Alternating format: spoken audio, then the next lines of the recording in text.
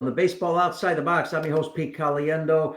Thanks for joining us. Now, 110 countries around the world. We are so happy that we've got coaches everywhere, all levels. So, whatever level you're at, hey, the podcasts are fantastic for you. Before we start, one thing that's all I ask, then we get rocking and rolling. That is go to YouTube, Peter Caliendo, subscribe, get your updates on all the shows, and you can do that also on Spotify. That's it. The rest, enjoy. You're going to have a great time. We got a great friend and great coach. I'm just going to get right into it. Shaun Larkin, he is one of the major league coaches with the Arizona Diamondbacks, but he's got a great background. We're going to talk to him about that, and also we're going to get into some special coaching with him. So let's welcome Shaun. How you doing, buddy? Hey, Peter, how you doing, buddy? Good to see you again. Always good to see you and talk to you and catch up. Man, I tell you what, I think I told you offline. I got to get back. I got to find MLB Network somehow. It's the only way I can keep up with everybody. It's in the big leagues, right, or in the minors. Yeah. It's not just players, but coaches change teams also. So it's interesting. It is. It's been a crazy year this year, especially with having managers flipped over, and with manager changes come staff changes, and yeah, guys are flying all over the place in the industry right now. But it's tough to keep up with, even if you're in it. But that's to make this industry special. It's a lot of fun, and yeah, stay tuned, I guess, right? Well, it's interesting because I didn't get a chance to do some research here on the team and everything. But let me just ask you real quick: is there a new manager with the Diamondbacks? No, we're good. Torre Lavella's been here for 9, going on 10 years now. Yeah, Our whole staff's coming back. Yeah, we're in good awesome. shape, so we're That's okay. awesome. We added TJ House. He'll be catching third for us. Have some catchers, but other than that, we retained everybody, and we're full strength. Well, everybody knows on the podcast that I talk about different things, but I do also mention that a lot of Italian managers, Italian Americans. Obviously I'm Italian, and you Yeah. know, Lavello sounds like a great guy. I watch him on television at times, and for a guy to be there, as you know nowadays, even Joe Mann's Italian, by the way. Some people don't know that, but you know, I mean, for a manager to be there 9 years, that's pretty good in today's industry. And I remember Joe Mann saying he thought that 10 years was that limit for him in some ways because sooner or later changes are good. Yeah, of course. It's tough. Major league sports are tough. Whether it's baseball, basketball, football, hockey, whatever it is, yeah, it's tough. And as the years go on, it seems like it's even tougher for a manager or a head coach, whatever it may be, to stick around for more than 5, 7 years. So Yeah, to start pushing 10 and beyond says something for sure about yourself or the organization or just the success or just the day-to-day culture, right? And that's kind of what Tori's done over the past 9, 10 years now. And yeah, he's in a smaller group for sure than before. So yeah, it's been good. He's great. Yeah, he's definitely Italian. He's proud of his heritage. Yeah, it's been a lot of fun.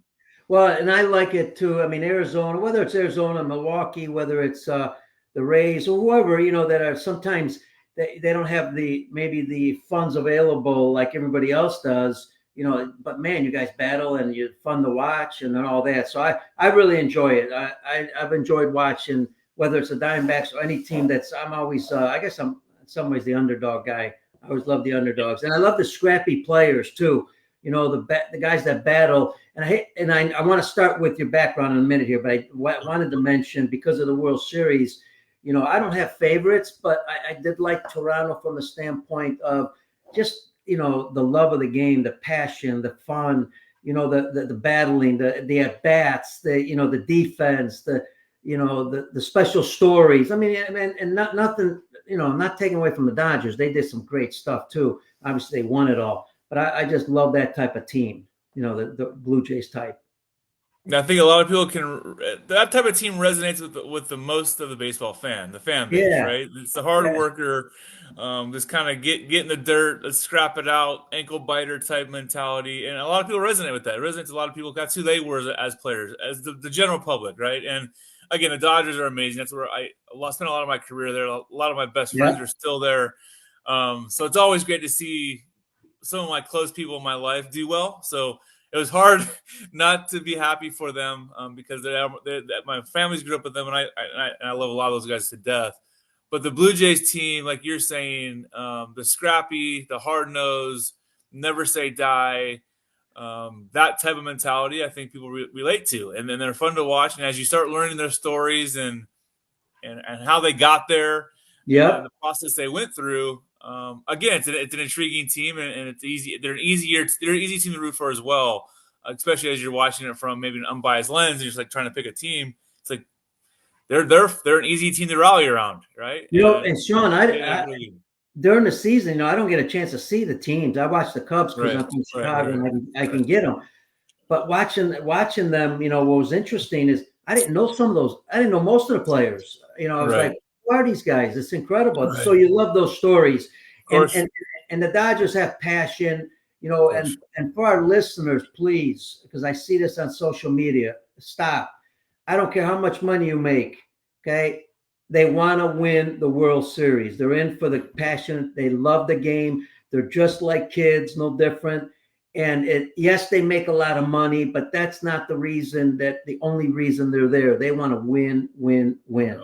And All if right. you teams work, if both teams, and Dodgers especially, if you watch those guys work before a game, the best, Freddie Freeman's, the Mookie Betts, is like those guys are out there early work every day. They're Yep. getting their drills in. They're getting coached. They're open to coaching, and and then they couple that with their ability, right? And then you put those two together, and great things happen. And yeah, they get paid a lot of money, but those guys, it doesn't stop them from working, from caring, from putting everything they have into it. They put their families through the lifestyle.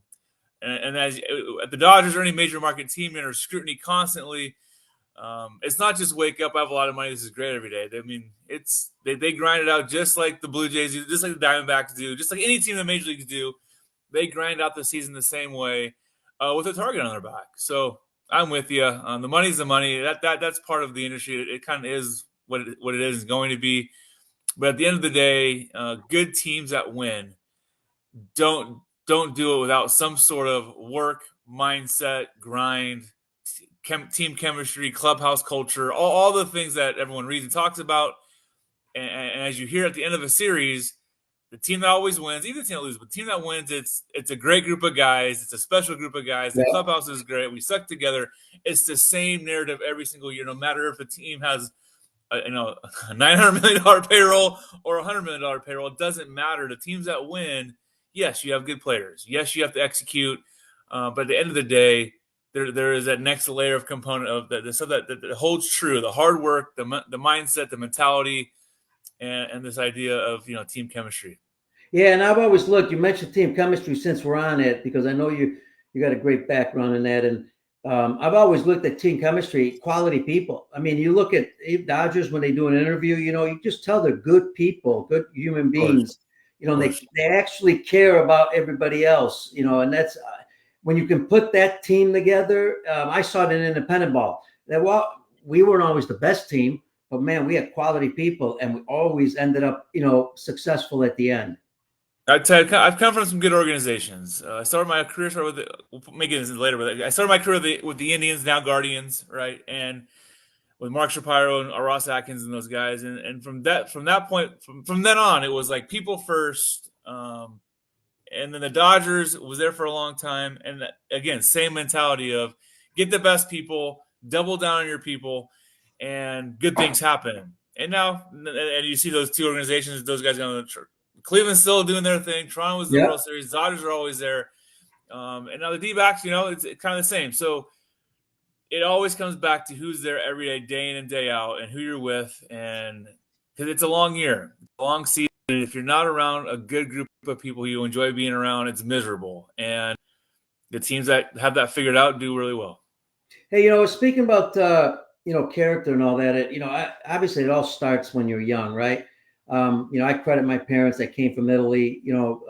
Just coming here was incredible, right? You're 21 years old, you don't know anybody. You talk about adversity, trying to deal with a language and trying to get a job and doing all that. Parents have a lot to do with how we grow up as individuals. Give us a little background on your how you grew up. Yeah, I have an interesting background as you asked that. I actually come from a broken home. Didn't know my real father until actually really about 6 months ago. Wow. And basically, baseball was an escape for me. I was really good, really young. This is one of those things that I picked up a bat and I could hit, and I fell in love with it. I obsessed about it from when I was 3 or 4 years old. And my mom signed me up for t-ball, and then that was it, right? So as I got, in my younger years and then through, 9, 10, 11, my mom remarried and whatever, stepped out and stuff. And again, baseball was the one thing that in my life that was consistent was baseball. I always had that. No matter where I was in the country, no matter where we were moving to, no matter what my family situation was like, the one thing I could always look forward to was baseball practice, baseball games. Hmm. And then if it was the off season, I had the garage door and I had some buddies. We go play over the line. And so I always had that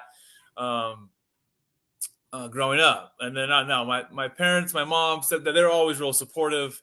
Never pushed me, never, it was pushed me in the way that I had to do it, or I got, that car ride home, right? The car ride home was always great. It was never a force me to do it or sign me up for tournaments, or it was never a pressure thing. It was more for me because I enjoyed it. I loved it. It ended up being really good. And so that was my experience growing up. But at the end of the day, baseball was the thing that I always knew I had that was going to be consistent, that I had, and I enjoyed it. And I'm fortunate now to have made a career out of it. And it's been a lot of fun. You were able to play high school, college. Where did your career Yeah, take so you? I did obviously high school. My junior year, after my sophomore year, I played varsity. So after my sophomore year, the head coach got fired for whatever reason, and I ended up transferring high schools after my sophomore season into my junior year to a local high school or in the district that was a powerhouse. So I ended up transferring then. Played there for the next 2 years. Went to junior college at Cypress Junior College. Played for Coach Scott Pickler, who's one of the best ever. So I played there for 2 years, and then got a scholarship to Texas Tech.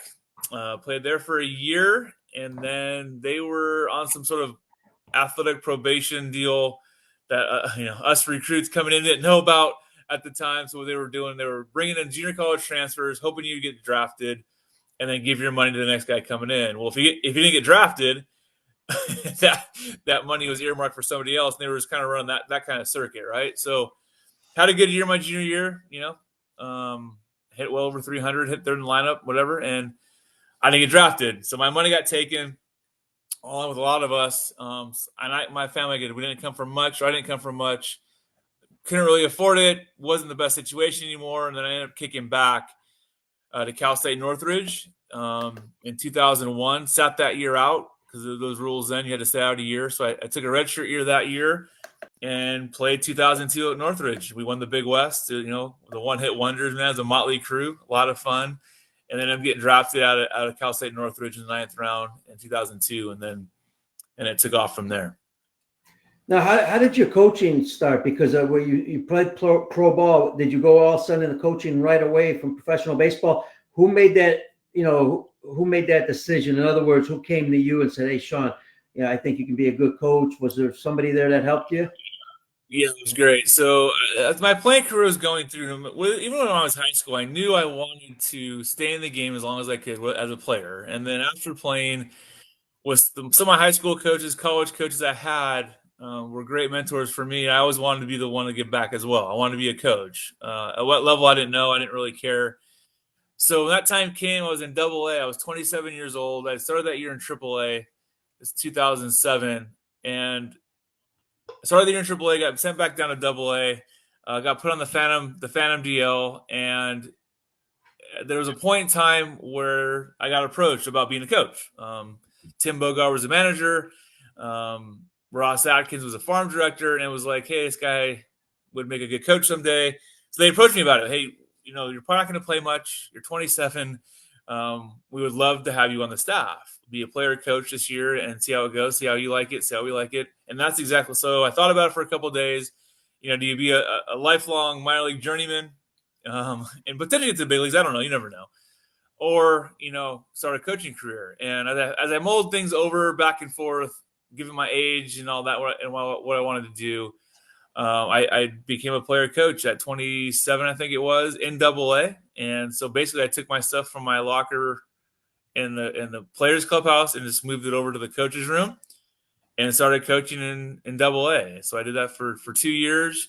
Went to winter ball in Nicaragua, and by the end of my player contract in 2008, there wasn't a full-time spot for a coach. And then that's another crossroads, right? Crossroads happened, and again, just another point in my life where like, what do I want to do? So I'd coached those 2 years, and I ended up taking a sales job just to see if that was something I'd want to do. And that lasted about 2 or 3 weeks, a month Yeah. maybe. That was it. And that was done with that. So I ended up going back to California. Long story short, ended up helping a buddy out of high school for a year. And then from that year, I got into college, Cal State. I went back to my alma mater, coached there for 2 years, 11 and 12. And then by 13, I was back with the Indians as a hitting coach in Mahoney Valley, which is rookie ball, and then kind of worked my way back up the ranks. It's interesting. I remember, I did a month construction just to get away from baseball for a little bit to see what I really wanted to do. I'll tell you what, that's the best thing to do. Go work construction for a month because you're going to say, I'm done with this. I'm going back to baseball. No matter what it pays, I'm going to figure it out. And those early struggles, I mean, there's sacrifice, right, for young coaches out there.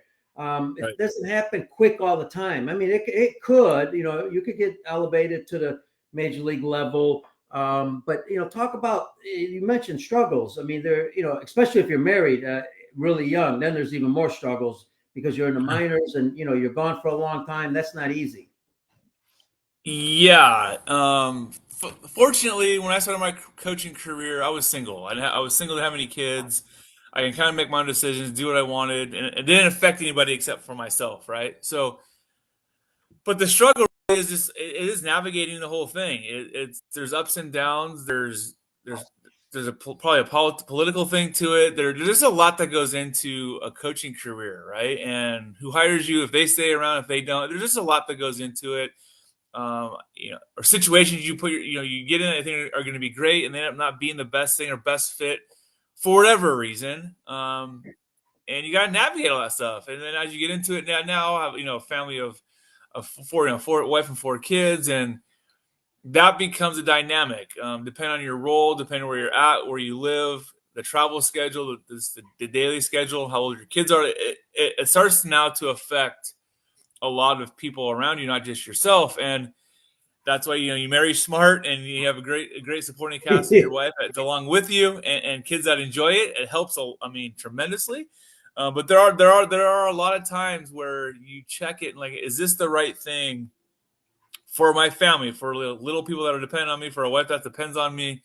Those are a lot of crossroads for a lot of people, or checkpoints for people to is this the right thing for all of us at this point, right? So Sure. coaching it's an interesting industry for sure. Hey, Shaun, how'd you deal with, at 27? Okay, it's not young, but you still had to, it's your first time coaching. Obviously, you were under some good coaches, but you had to deal with players that were in their 20s, maybe 25, 24, 23, I'm Yep. sure. Yep. How'd you deal with the communication aspect and the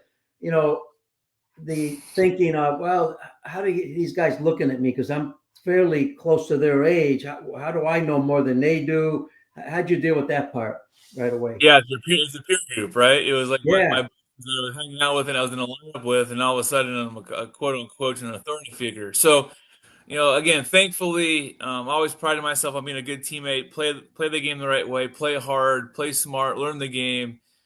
And thankfully, at that point in time, I think the group already viewed me kind of. I was an older player, in the clubhouse, so they already kind of viewed me as that going to be. I was going to be a coach, anyways. Mm-hmm. That helped, and I think I just approached it as it was less about me knowing more than anybody else. It was more of I'm just here to help you get to where you want to go, just like we all wanted. So at that particular time, where I coached first base, I threw BP, I hit some ground balls, so it was more about being a resource mentally, being a sounding board, because I knew the struggles guys went through and the ups and downs and the hard times, but more as a resource to help get guys to where they wanted to go. If that meant extra ground balls, if that extra BP, that whatever that was, I was just an extra resource to help rather than have the answers for everything. That's how I approached it going. definitely have all the answers. Still don't, never will. But I think that's what helped to kick it off was just we're all in this thing together.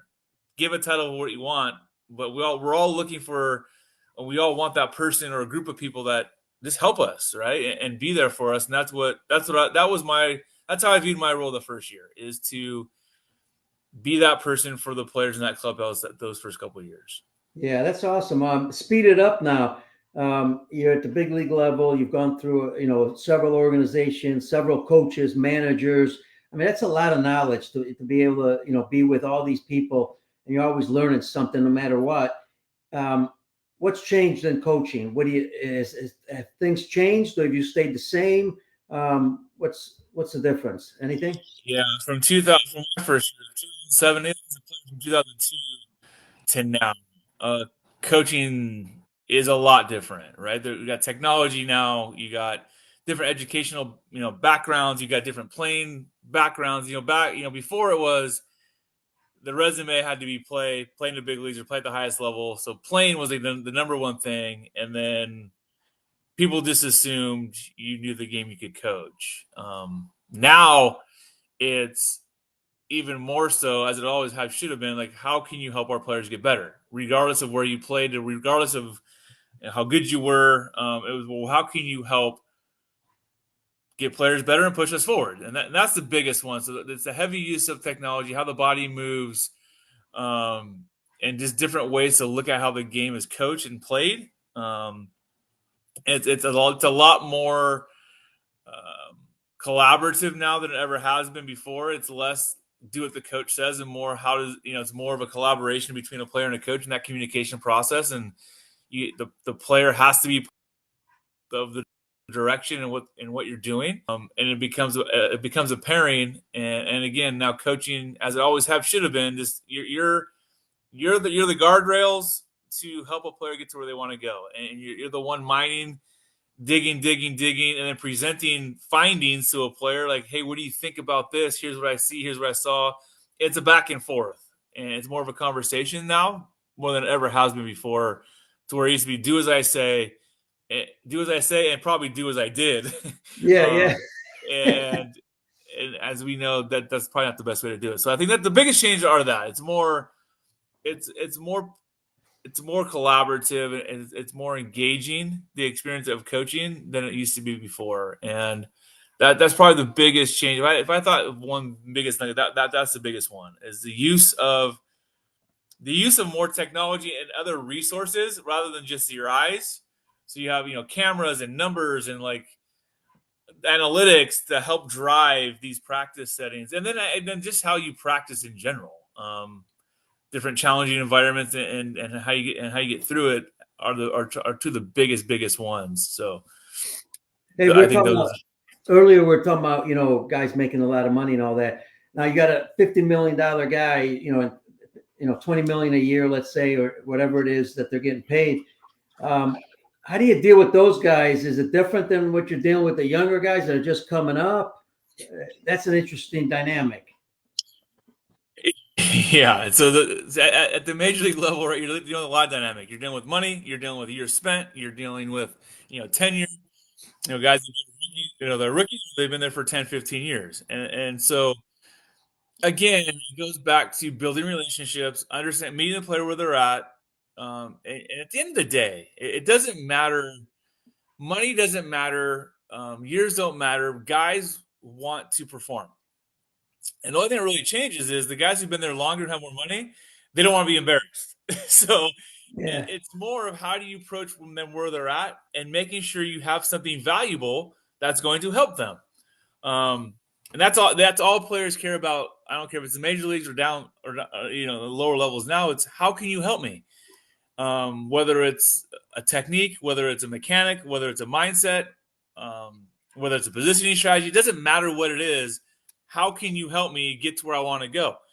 And the best coaches are the ones that are able to have all the information and they know how to disseminate it at the right time based on the relationship that they've built and being able to push and pull at the right times. There's times where you have to let guys have a day or have their mood or whatever it is.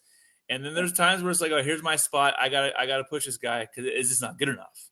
And then have a reason why, right? So it's that balance point, but it always goes back to relationships and feel, and then you gotta have the trust built, and you build trust with your content, and your content's got to be dialed in to help the player with what they need right now. And so that's the art of coaching, how to balance all that stuff given your given your context. So, and that is the fun part of it. It's very challenging, but it's also fun. So, and once you start breaking those barriers, and when you start getting through, especially that upper echelon of player, it's a lot of fun. I remember, and I can relate to this from from independent ball. My first time in independent ball, I was scared to death. I was like, man, there's AA, AAA, there's ex big league guys, that we had signed. I'm like, and I'm going to be coaching some of these guys and helping them out best I can. What I realized right away is that, like you said earlier, they have a love for the game. They want to get better. They're like big kids. We're all big kids, right? Playing a kid's game. So the fun aspect comes into that. I also realized, I thought, well, the guy played in the big leagues. He's got to be more knowledgeable than me. I didn't play there as a coach. Within 2 weeks, I realized that was wrong. It's all individuals, right? Depending on how you studied, how you paid attention. I noticed a lot of guys that played in the big leagues that I had on the team didn't know some of the basic fundamentals, didn't understand them, and didn't do them as well as they should. And they really appreciated when you start talking to them about it, and not necessarily forcing them or making them, sound like they don't know it, but to get them to understand it better and to do it, I thought was important. It is, and we all know. You got you guys. I'm sure your audience see that guys have coached a long time. It doesn't matter what level. There are points where players are just better. They're just better than their competition, and they get hits. They're faster. They're bigger, stronger, faster. And they don't know what they're doing other than they're just better than everybody else, right? But there comes a point, especially not the major leagues, where like everyone's the best, and your natural skill and ability doesn't always get you through, and that's where it comes into play now. And what happens is, like, your experience was no different than mine. This is my first year in the big leagues this past year. I didn't play there. I've been around it a while just from my other roles, but until you're actually there day to day, yeah, you kind of your natural thought is, these guys have been here. I'm just gonna kind of follow their lead. And then, like you said, you start to see, like, wait a second, this isn't the right way to do it. We can do these things better. I don't think they know. And then as you dig into it, you'd be amazed at what they hadn't heard, what they hadn't been coached. And it's not an indictment on anybody. It's just how it's happened to where, coaches are being hands off because they want to be friends with them, or they want them to like them, or for all the wrong reasons, and don't want to push too many buttons.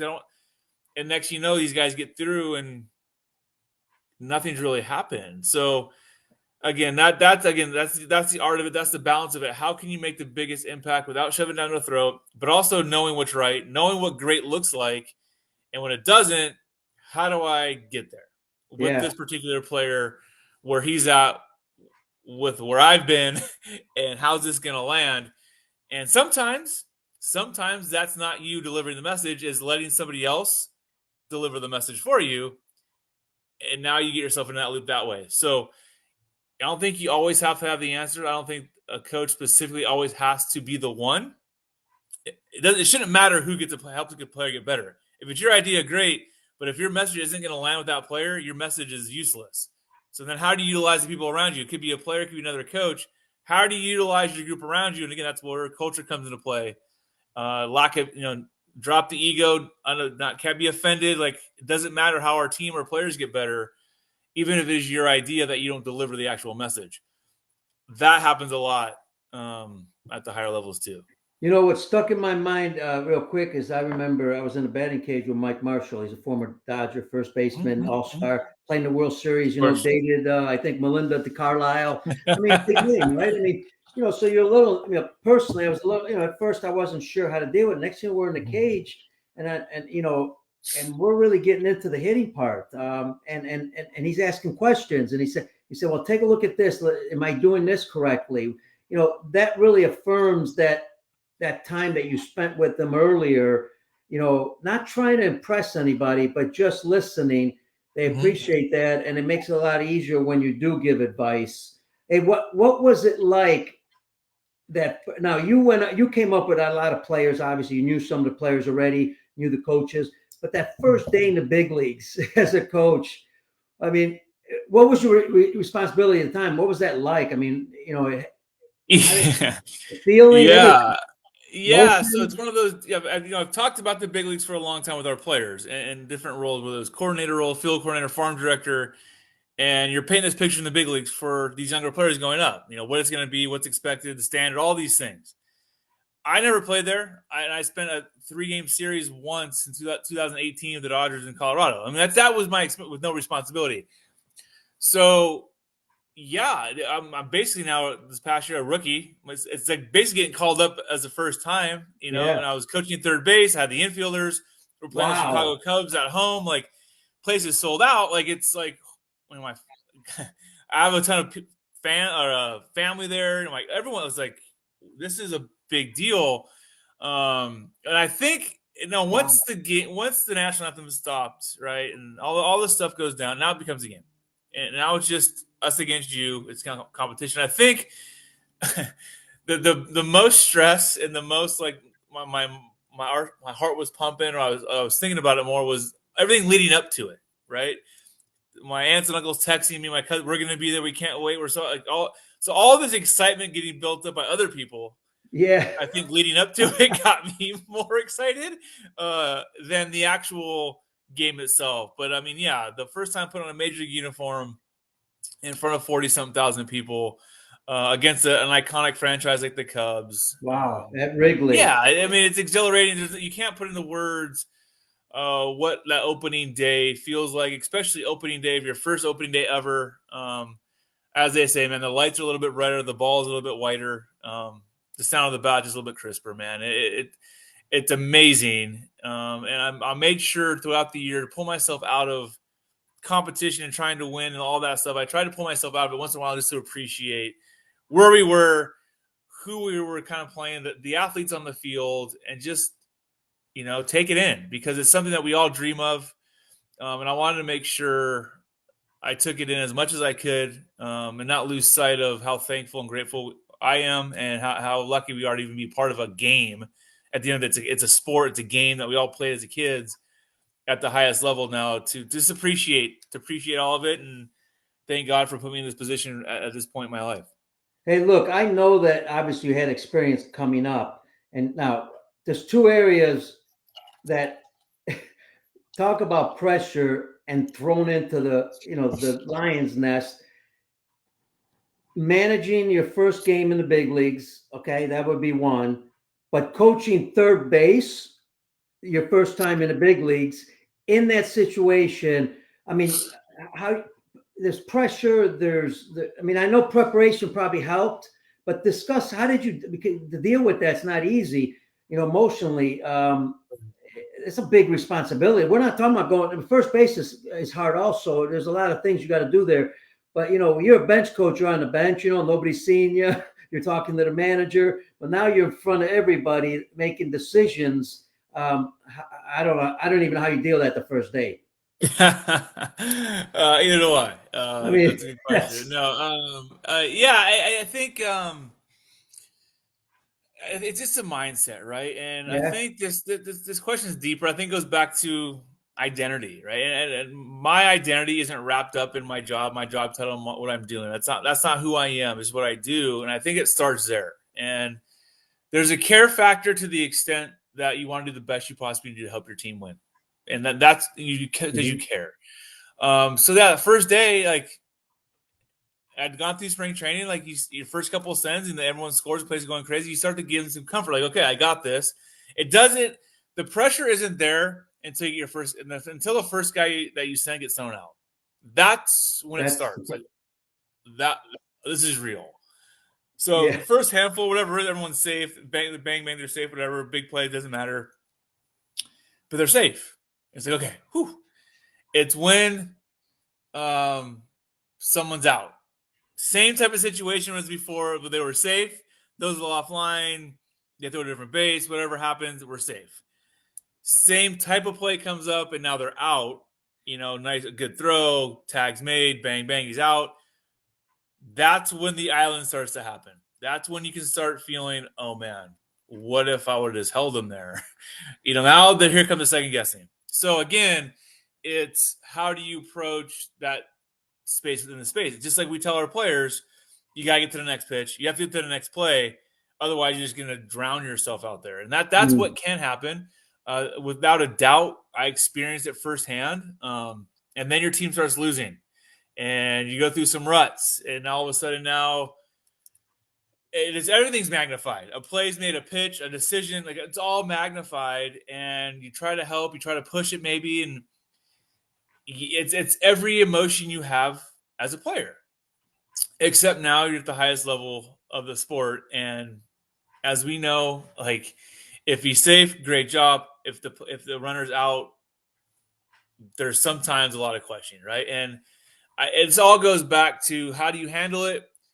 And you handle it by keeping perspective on who you are and what you're doing and why you're doing it. And you can't get wrapped up with that is who I am. Because if that's how it is, as any major league coach will tell you, I don't care what position you're in, manager, third base coach for sure, hitting coaches, pitching coaches, if the team's not performing, everyone wants your neck. Everyone wants your head, regardless of who you are, what you're about. So if your identity's wrapped up in that and you're listening to the noise, it's a wave that'll just crush you. So I'll get the high performance coaching in a little bit, but I think how do you deal with the pressure because it's real? How do you deal with the scrutiny because that's real? And then again, success too, because you have good ones. You take shots and they're safe, and you come in the dugout. Everyone's giving you a high five. Hey, great job! Without letting that go to your head a little bit, like I got this, because this game happens fast, man. It'll humble you just as fast as you got there. So it's handling all of it. And again, I always bring it back to, especially recently, it goes back to how you identify with it all. And if you identify with the actual sport and that is who you are, it's even more pressure. But if you just view it as I'm out here, I'm no different than I was when I was in 2007. I'm here as a resource trying to help doing the best I possibly can to help all of us be in the best position. I can lay my head down at night going, all right, I prepared. I watched it. I knew the outfield arms. I knew our base runners. I know the game situation. I know the game. And this happened. How can I learn from it? Get on the good side and the bad side. What can I learn from these things? And that's just becoming a lifelong learner. And that's now who I am. I'm a learner. I'm a teammate. I'm doing the best I can. And at the end of the day, I'm a husband. I'm a father. That's what I do. That's who I am. Not this role. That's what helps tremendously through this whole thing. Hey, folks, I didn't forget yet. I know we're on high performance coaching. Part of this is high performance coaching, but we're going to get to it, Shaun, real quick. And the reason being, because you bring up some key words. Your preparation, I think, was a big one, because if you prepare well, you got a better chance of doing it well. My old coach always said, prior preparation prevents poor performance. The 5 Ps. I always try to do that myself. Now, for our folks out there that aren't involved at Major League Baseball, there's some behind the scenes things. I remember in independent ball, my first year coaching third base, I've never done it before at that level. And I was doing okay, but I remember one time, and I was under Jay Ward, who was a hitting coach with the Yankees at one time in the big leagues. Great manager. And became a good friend. I remember one time I held up a runner that I probably should have scored. And we were up by a few runs, and I just made that decision, right? Split second. Mm-hmm. Jay told me afterwards, Pete, he goes, it's not about the score. We didn't need the run. It's about the RBI that hitter should have had in that situation. And what gets them to the next level is the RBIs. It's the ERAs. It's statistics. I mean, part of it is and I didn't have that mentality. That I wasn't thinking about that. Does that happen? You think at the higher levels? There's no doubt. So that happened to me specifically, but I know in the industry, I know other basemen in the league who have players on their teams that will tell me for the year, hey man, I'm trying to get to 100. If I get a hit with an arm stick, I send them. Wow. And it's like, Yeah. I That's hear got to be you. in your mind too. 100%, right? So third base coaching is exhilarating. There's no doubt. I Oh mean, yeah. you are in every pitch. It's amazing. The roar of a crowd when it's happening, it's like a wave of like this is it's amazing. But that space within the space of like what's about to happen before it happens and what happens, the thought after, and then all that time in between. It's the score, it's the inning, it's game situation, it's arm strength, the outfielders, your base running speed, the hitter. All these things are going. It's an algorithm, and then it hits, and it's fast, and you got to plug it all in and go. You make a decision. You're human. You make a decision. And yeah, all that. I'm trying to get this guy an RBI, but we also are down by 3 runs in the ninth, and if he's out, it's that risk reward. So the risk is always out. That's always going to be the risk. You're going to be out. And if you're out, you'll never know if you would have held them, right? But the other side is also true. If I hold them, well, I'll never know now if we would have been safe. He got his RBI, we would have scored the run, we Yeah. would have, whatever it may be, right? One run closer. You just never know. You never know where the outfielder is going to throw it. You don't know what's going to be online. You don't know if your base runner is going to take a good turn. You don't know. And now all of that goes into it. So being able to lay my head on the pillow every night, and I know the rest of all the third base coaches go through the same stuff. If I know I've spent hours on the airplane in the clubhouse, and watching video, understanding depths, understanding what is going on, and I can make the best decision in that split second, I'm okay. Yeah. That's all you need. If I don't want to make quick decisions, I'm going to be a bullpen coach. I'm going to be a first base coach. They're not going to notice it as much there. Hey, listen, folks. Just so you know, I'm going to right now. I'm going to talk. I'm going to ask Shaun about the high performance coaching because he's got 4 or 5 kids. He gets up. He's up at 7:30 in the morning. Just so you know, Arizona time to do this for me. And I really appreciate it. So I want to get him going. High performance coaching. That's an interesting. The reason I wanted to bring it up because when you said that, I said high performance coaching. Does that just mean at the high levels, or what does it mean? I don't even know. Yeah, so it's something that came up this year with our mental skills coach, Zach Brandon, and I were kicking around ideas all the time. Yeah. My background's mental skills. I have a master's degree in it, so that's part of my coaching. I get wrapped up, or I'm intrigued by mental skill stuff, culture, communication, all things chemistry, culture, all these things. Right, that's part of a lot of my interest. So as we're talking through it this year, and it's like high performance, we always talk about high performance players or high performance. What is high performance, right? And really, all it comes down to is being at your best when the best demands it of you, right? When the game needs your best right now. Whether you're 0 for 4, 4 for 4, 0 for 20, what it doesn't right now needs my best. And how often can be in that space? How often can I be at my best? That's high performance. Like high performing players are always kind of at their best-ish more consistently than guys who aren't. And that's how you have these all-stars and all that, right? They're just at their best more consistently than other people. So coaches are no different. High performance coaching is how can I be the best coach I possibly can be for all the players, for the team and individual player for what they need more consistently. That's all it comes down to. How can I be the best coach more often, more consistently for my players, given that I am a human being, I have a life, right? Yeah. And we start breaking it down into basically 5 C's. I love putting things into letters, and it's easy to remember. Like you said earlier, Yeah. like High the peace. 5 C's, and really it broke down to 5 of them. And he brought it up, and I was like, "Wow, this is pretty cool." And we started collaborating on it. So it really starts with clarity. And clarity kind of brings me back to what I said earlier about being your identity, like having clarity of what you value, having clarity of like why you coach in the first place, having clarity on what being a coach means to you, and having clarity on where you want to go with it and why that matters, but really having clarity as a person, and it keeps you grounded. It's your grounding point. Like, who are you? Why do you do what you do? What is it? So when the stress of coaching third base, say, or your team's losing, or your team's winning, and you're having a lot of success, like what keeps you grounded to where that doesn't become everything? Because the game's erratic, right? So if you don't have clarity on why you do it, or what you're doing, or what your purpose or mission is, it's real easy to lose sight and get wrapped up with the stress and the emotion of it, and it buries people. So having clarity on who you are and why you do it is a solid foundation from which everything else is going to build in terms of being a high performance coach. Like being my best today or tomorrow starts with me having clarity of why am I even doing it in the first place?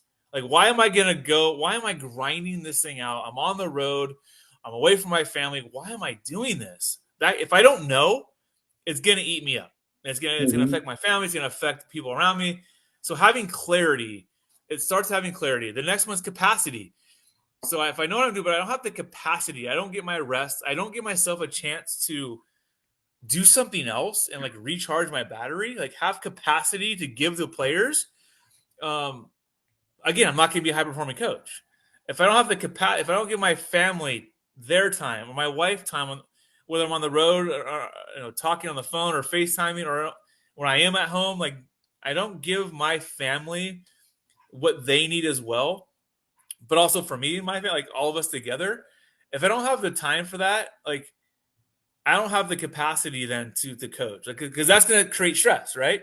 Sure. I'm not giving myself the capacity now to be the best coach I can possibly be. So having capacity is really just like making sure I give myself time to get my rest, to unplug in one place and plug in 100% to another. Because I know if I unplug and plug in somewhere else, it's going to just revitalize me to give everything I have now back to whatever other area I want. Makes sense. So just being mindful of your capacity on where are you draining yourself so much and what can you do then to recharge it. And a lot of times it is just like don't it's get away from the field, get away from the game, get your rest, whatever that looks like. um Tie up loose ends, like don't let disagreements with family like continue on, like attend to what needs to be attended to with what you have, because then that affects the rest of it, right? So capacity, have the capacity to have the energy and the emotion and the discipline, or the attention you need on any given day. So you have clarity on why you're doing what you're doing. Who are you? Capacity is like having the energy and intent to do it because you have taken care of yourself. It's self care, working out, whatever it is. Like have the capacity, and then it's now okay. Consistency. How can I be consistent every single day so my players know who they're going to get every day? It's not this roller coaster ride of, oh man, we lost last night, so Lark's going to say this. We made an error last night, so now we're going to do this. Like, what's going to walk through those doors today? Who knows how his wife and him are right now? We don't know what we're going to get, right? So how consistent can you be? So it's clarity, capacity. Now, how being consistent with your messaging, being consistent with your responses to game situations and practice settings, consistency with just your communication habits and like in your interactions. So I'm a high energy guy. I'm a high energy guy. I have a smile on my face. I love being around. Like that's who you're gonna get. Like now, Right. I'm not gonna be like jumping through the roof if we lose or whatever. But like you know what you're gonna get. You're consistent. You know you can trust me because I have your best interest and I show you that through time because I have the capacity to do it, right? So, and that's part of my clarity. I know why I'm coaching. I know why I'm in this for, and then I give myself capacity to do it, and then I'm consistent with how I do it. And that now here you go. Here's your trust building. Here's your ability now to coach at your highest level because you've taken care of those three things. The fourth one really is courage.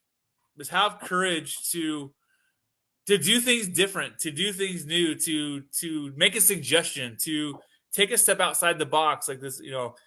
This podcast is called, right? To not be afraid to be better, not being afraid to say I don't know, not being afraid to have a new idea, not being afraid of those things, not being afraid to coach third base in the big leagues when you haven't done it for 10 years, right? Like have courage to do these things, man. Like because at the end of the day, like all courage is like it's walking into the unknown with this mindset of like, I don't know what's about to happen, but I'm going to do it anyways.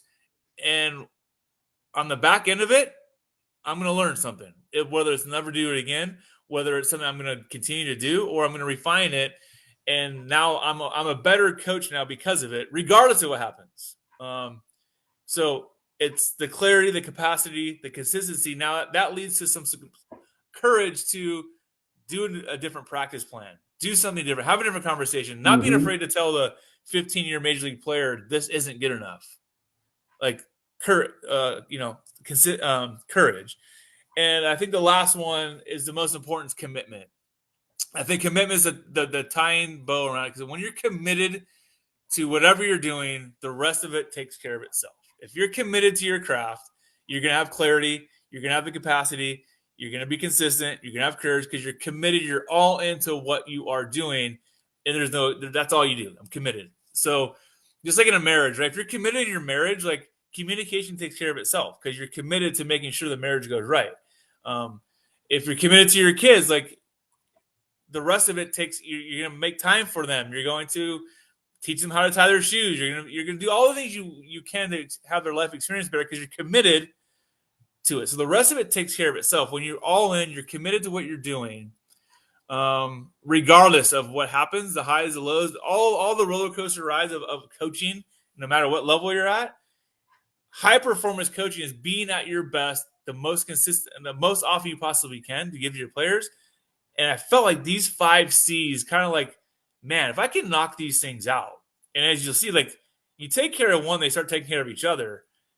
You are now able to give everything you have at a high level, whatever level you're at, to where you're at. And that's high performance coaching. That's all we can do for our players, to be the best we can be at any given time. When the situation calls for it the most, we are there because we know who we are. We have the energy and capacity to do it. We're consistent with what we're doing. We're not afraid. We have some courage, and man, we're committed. And like, here we go. We're all in this thing together.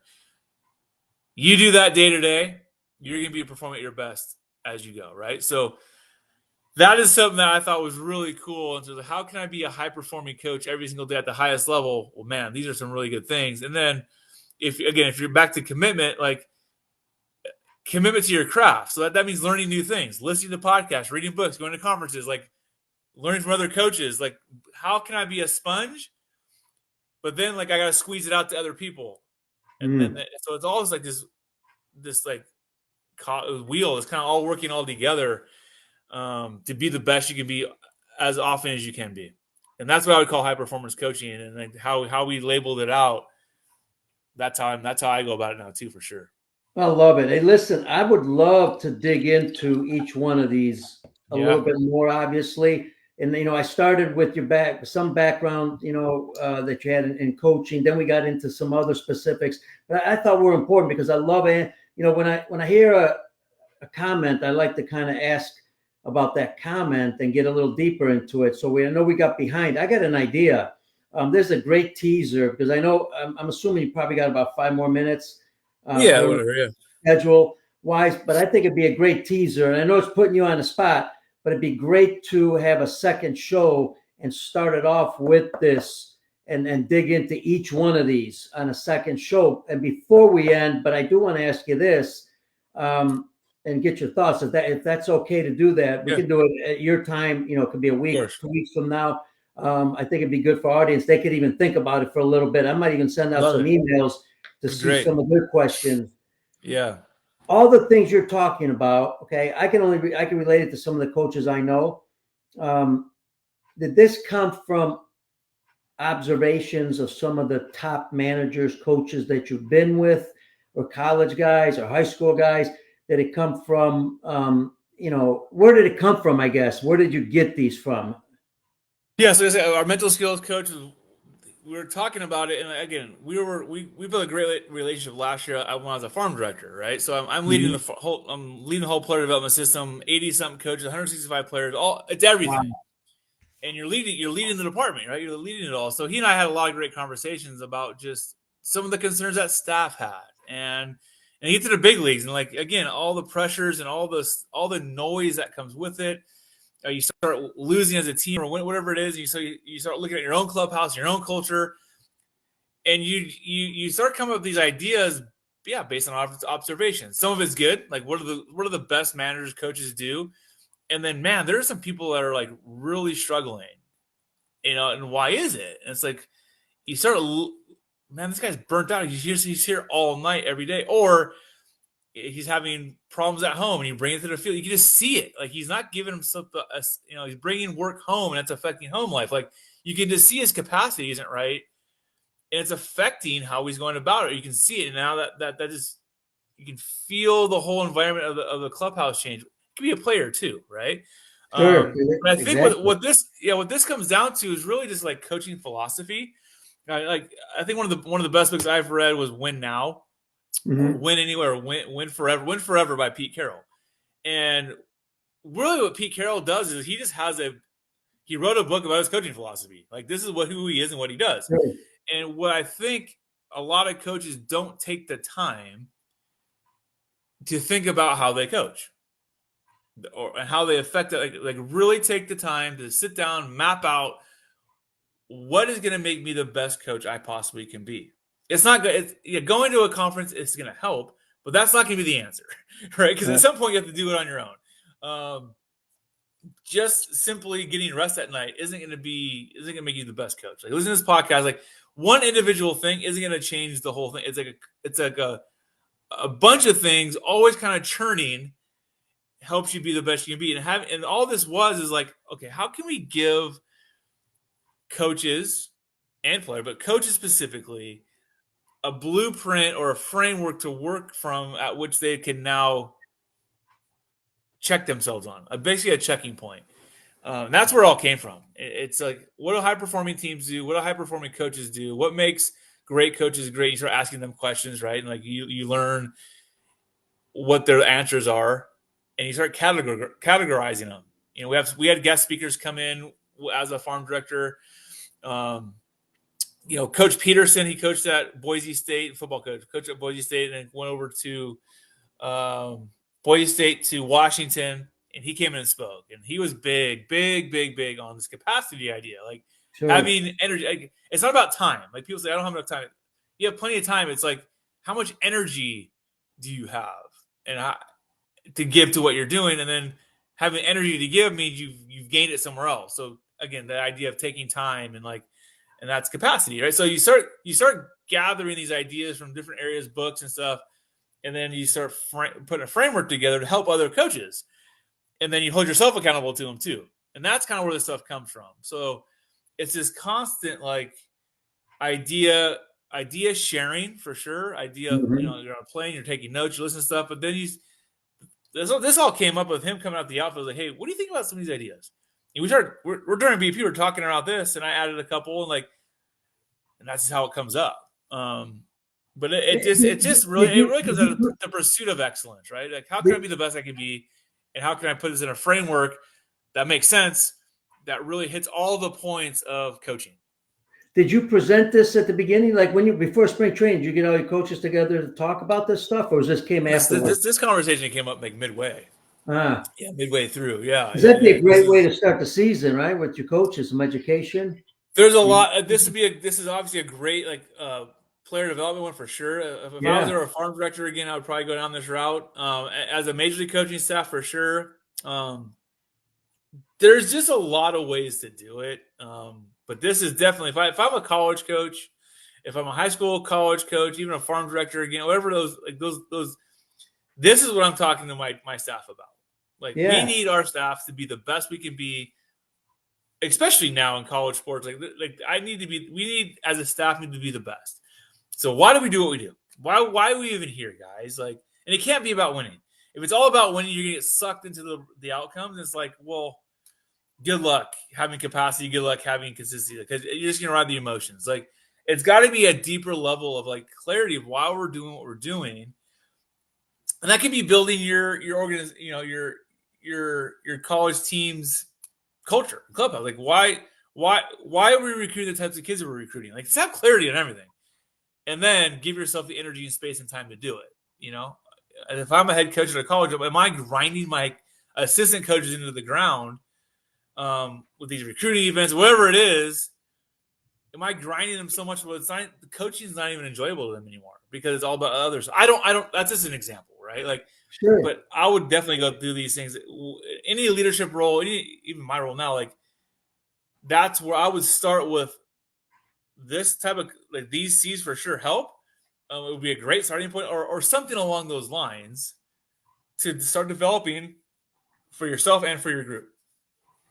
Yeah, I see a book coming for some reason. I don't know why. It just yeah, I could Hey just man, see it. yeah, That's I all tell you you need. what, I tried. You got a lot of, Yeah, I've tried. I didn't try writing a book. Like this has not these C's specific, but over the years, like different thoughts of book writing is coming to mind. It's like you start sitting down and try to write a book.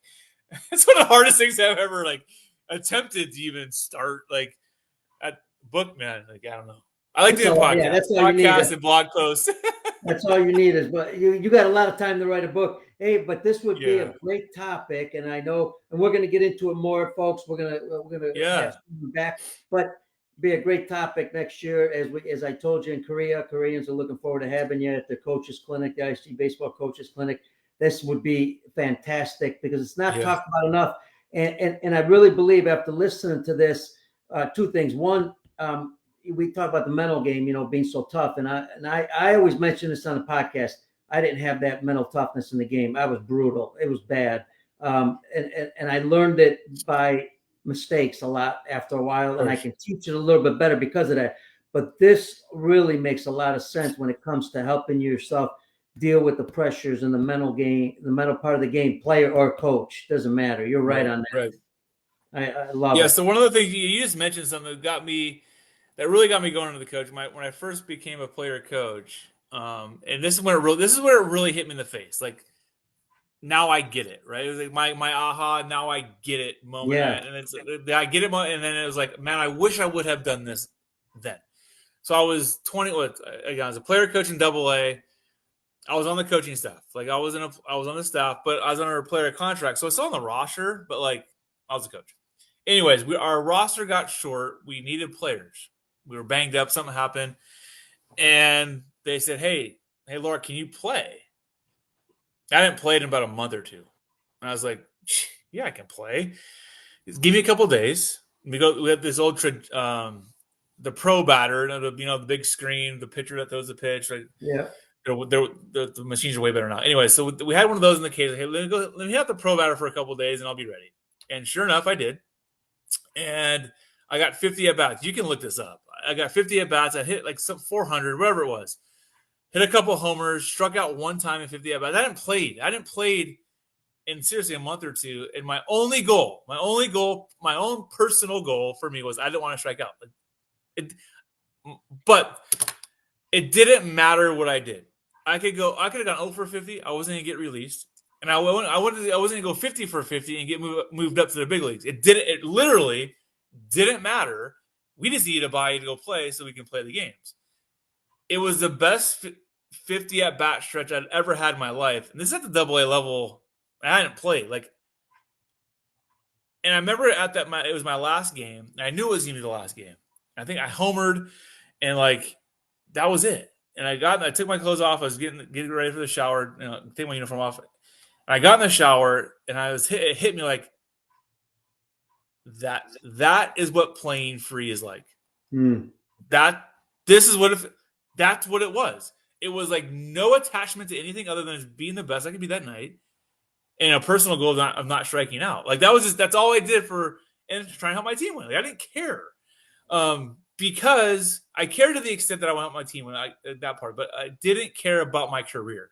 Like it wasn't like I already accepted death, so I could live. Right? I already accepted my playing career is over. I accepted that, so now I can just go live my life. Right? So if you're living your life like not to die, you never really live.